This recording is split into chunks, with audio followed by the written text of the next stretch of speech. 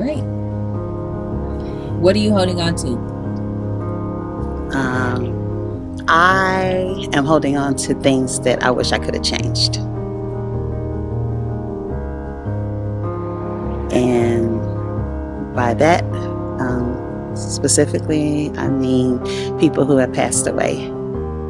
I wish that I could have changed those events happening. Wish I had power to change them leaving here so soon, or even the way that they left here. Maybe it's just a natural response to people passing away, but yeah.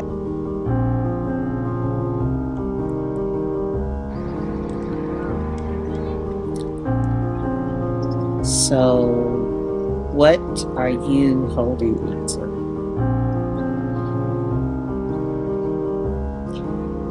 He said it's so serious.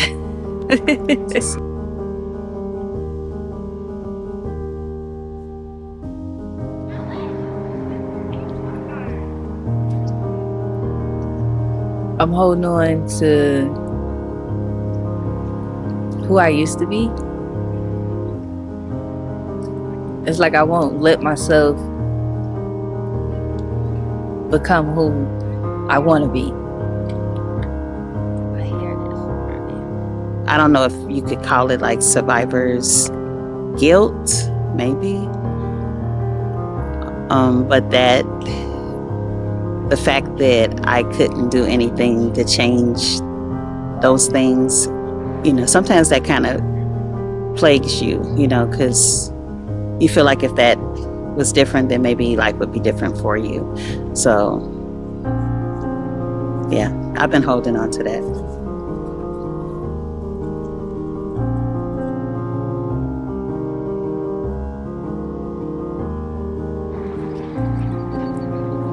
Like my old self, my old identity, it takes up so much space in my mind that I can get caught up in all the things I used to do, and maybe to be honest, all the things I was never able to accomplish.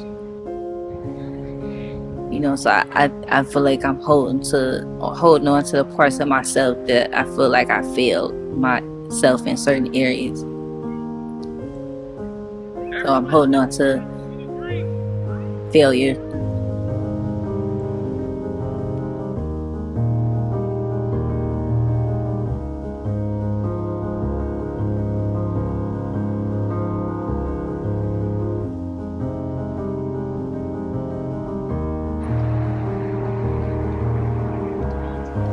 Ready? I think so.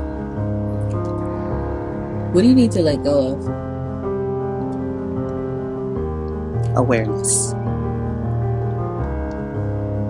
I need to let go of what I am aware of, which is what I've done in the past, who I was in the past, who I am currently, what I haven't done, what I haven't accomplished, what I have accomplished. I need to let go of awareness. It was awareness that held Moses back when God was telling him that he wanted him to be the deliverer of the people of Israel. He was aware that he stuttered. He was aware that he had a speech impediment. We can become aware of a number of things about ourselves that maybe we don't like. Maybe we're aware of some things that we have accomplished and we think that's it. I need to let go of awareness, and I need to embrace what I don't know about myself. That's what I need to do. It was awareness that made Adam and Eve aware that they were naked in the garden and that they had imperfections and that they had sinned. But before that, the only thing that they were aware of was that God loved them and he was taking care of them.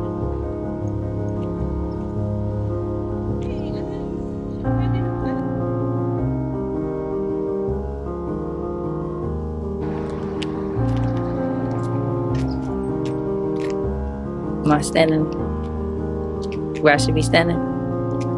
What do you need to let go of?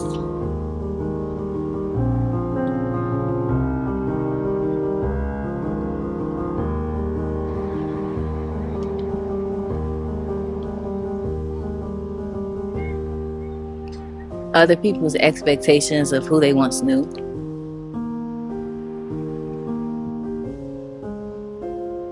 Like, I'm not the same person anymore. And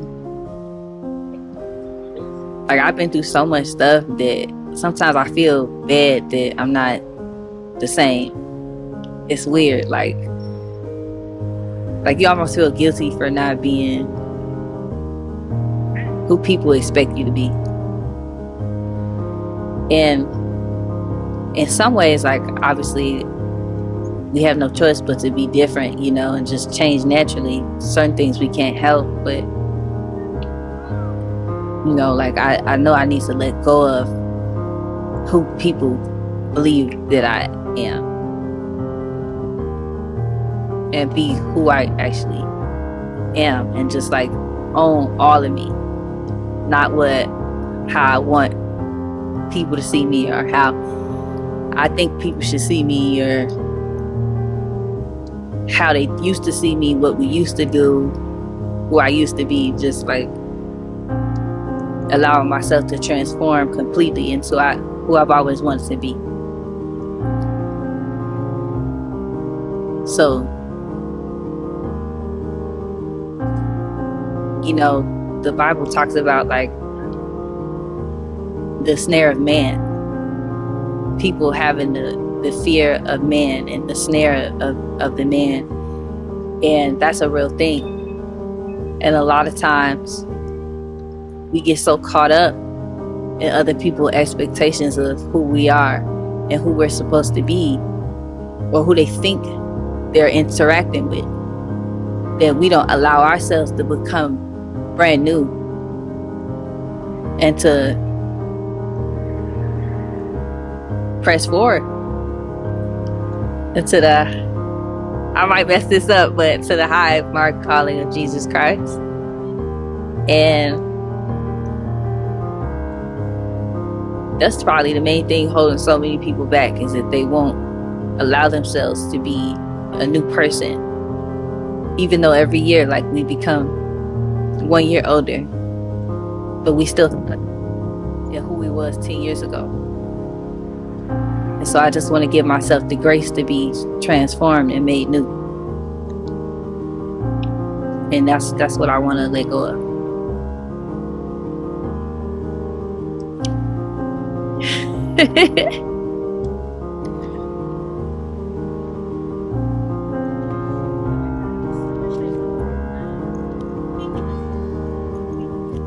Definitely been holding on to that.